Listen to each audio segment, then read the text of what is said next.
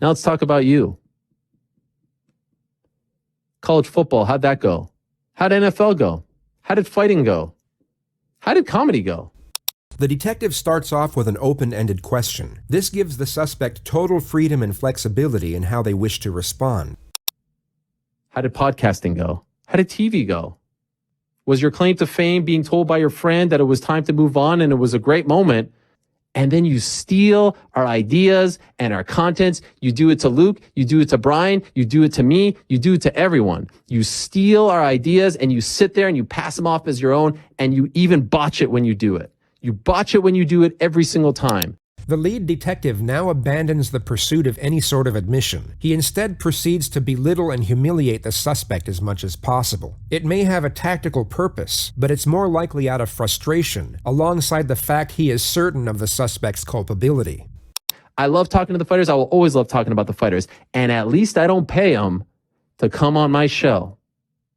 At least I don't have to pay them to come hang out and eat a taco with me. The following onslaught doesn't have any tactical purposes related to the investigation. The detective has understandably become emotionally invested in the case and proceeds to give the prime suspect the psychological grilling he deserves. And in conclusion, I'll just say, and this is a shout out to my friends over on the internet, the PF Chang's community, the homeless cat community. Please do me a favor. Please, bottom of the heart, do me this favor. If it ever gets to that point where there's 40,000 or so people whose sole mission is to expose you and to call you out on your BS, please tell me to stop. Your own community turned on you. Your own community figured you out. And we know you're rattled by it. And I'm not a proponent of online bullying. But dare I say you brought this onto yourself, my man.